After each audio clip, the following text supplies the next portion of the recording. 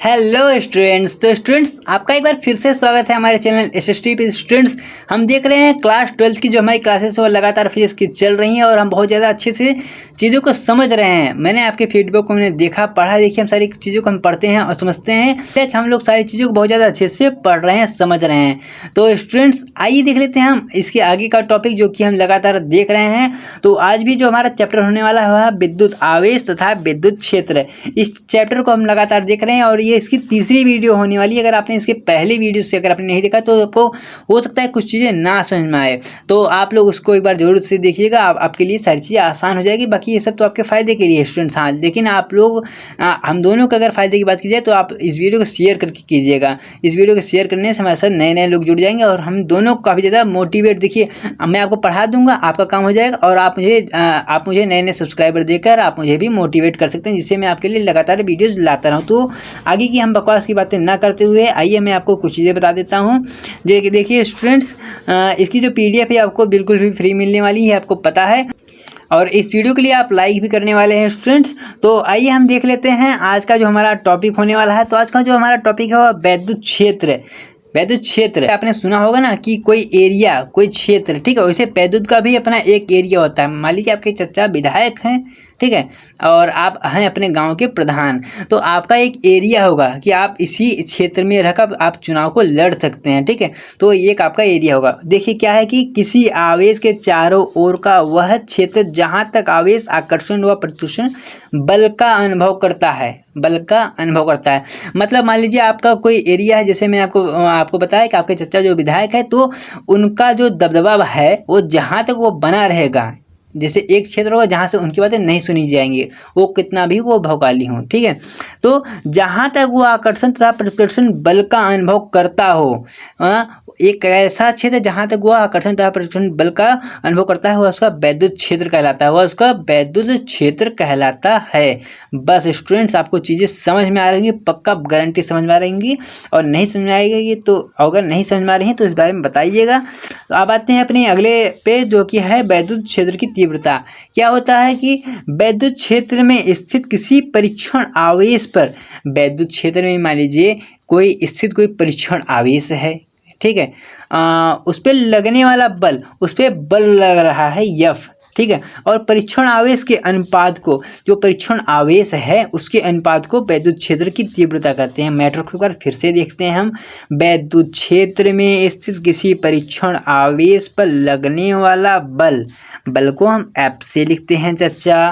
तो और परीक्षण आवेश के अनुपात को, परीक्षण आवेश को हम Q से लिखते हैं, तो उसके अनुपात में लिखेंगे। तो आपको एक बार मैं अगर फार्मूले के हिसाब से दिखा दूं, फार्मूले से पहले हम जान लेते हैं कि यह एक सदिश राशि है। यह जो आपका विद्युत आवेश की जो तीव्रता है यह सदिश राशि है। इसका मात्रक न्यूटन प्रति सेकंड होता है स्टूडेंट, न्यूटन प्रति सेकंड। इसको आप याद कर लीजिएगा, एग्जाम में 1 नंबर पूछ लेगा तो वहीं आपका मुंह बन जाएगा। पढ़ लीजिएगा, बुरा ना मानिए, दिल पे ना लगाइए। देखिए बातों को समझने की कोशिश कीजिए। अगर आप शुरू से आपकी बेसिक जो है ये बनी रहेगी तो समझ में आएगा। तो देखिए इसका फार्मूला क्या है, ई से क्या है, विद्युत क्षेत्र की ये तीव्रता हो जाती है। उसके बाद ई बराबर F अपान Q0। विद्युत क्षेत्र, देखिए विद्युत क्षेत्र में स्थित किसी परीक्षण आवेश पर लगने वाला बल F, ठीक है, तथा परीक्षण आवेश Q को विद्युत क्षेत्र की तीव्रता कहते हैं। अगर मैटर नहीं समझ आ रहा होगा तो बताइएगा। तो यही कुछ इस प्रकार से आपका फार्मूला हो जाता है और यहाँ पर यह इस प्रकार से आपका परिभाषा हो जाता है स्टूडेंट्स। अब आते हैं अपने अगले टॉपिक पे। तो स्टूडेंट्स अब हम देखने वाले हैं किसी बिंदु आवेश के कारण किसी बिंदु पर विद्युत क्षेत्र की तीव्रता। तो अभी तक हमने क्या क्या देख लिया, हमने आवेश को देखा, आवेश क्या होता है, हमने विद्युत क्षेत्र को भी हमने देखा, साथ साथ हमने विद्युत क्षेत्र की तीव्रता को हमने देख लिया। लेकिन अगर हम देखिए, अगर वो किसी बिंदु आवेश पर हो, अगर कोई बिंदु हो तो उस पर कैसे कार्य करेगा, अब हम इसको देखने वाले हैं। तो सबसे पहले उस बिंदु को हम डिफाइन कर लेते हैं। जैसे देखिए मान लीजिए, माना कोई 2 बिंदु है, यहाँ पर एक आपका बिंदु है, दूसरा कोई यहाँ पर आपका बिंदु है, और इसका नाम हम रख देते हैं O, इसका नाम हम P रख देते हैं। आप यहाँ पर A या B भी रख सकते हैं, आप अपने हिसाब से कुछ भी नाम रख सकते हैं, ठीक है। यह दो बिंदु है, ठीक है। यहाँ पर आपका प्लस चार्ज है आवेश का, यहाँ पर आपका माइनस चार्ज है, ठीक है स्टूडेंट्स। और इस पे बल एफ लग रहा है, इस पे जो एक फोर्स लग रहा है वो है एफ लग रहा है। तो अब हम यहाँ पर लिख लेते हैं। सबसे पहले हमने कैसे कैसे इसको ड्रॉ किया, उसके बाद इसको हम प्रूव भी कर देंगे। तो हम लिखेंगे माना कि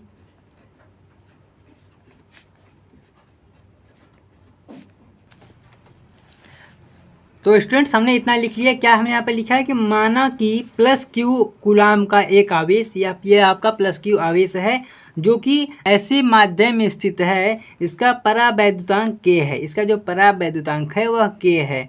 आवेश प्लस क्यू द्वारा, इस प्लस क्यू द्वारा वैद्युत क्षेत्र में, ठीक है, इसके आर देखिए ओ बिंदु से r मीटर दूरी, ये r मीटर दूर है, इससे r मीटर दूर एक दूसरा बिंदु P स्थित है।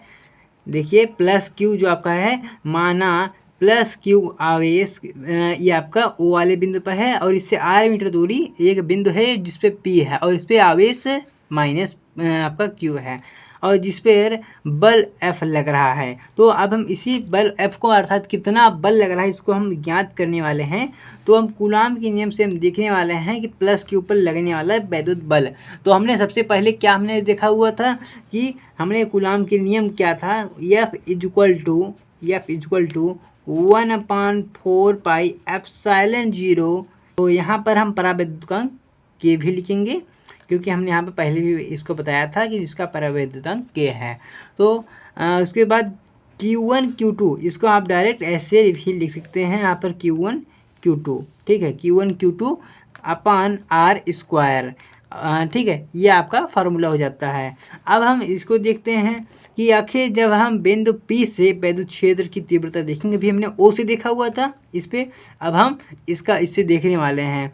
तो इस पे आखिर वैद्युत क्षेत्र की तीव्रता का जो हमने फार्मूला पढ़ा हुआ था वह था E equal to F upon Q0, ठीक है। जहाँ से हम एक नया, देखिए ये आपका इक्वेशन नंबर 1 हो जाता है। स्टूडेंट सबसे पहले यहाँ पर हम रफली कर लेते हैं, E equal to F upon Q0, इतना कर लेते हैं। तो यहाँ पर हम F का मान रखने वाले हैं। जब हम F का मान यहाँ पर रखेंगे तो हमने F का मान यहाँ पर हमने क्या देखा, F का मान इक्वल टू लिख देते हैं 1/4 पाई एप्सिलॉन 0 के Q1 Q2 upon R square, और पूरे के अपान में Q।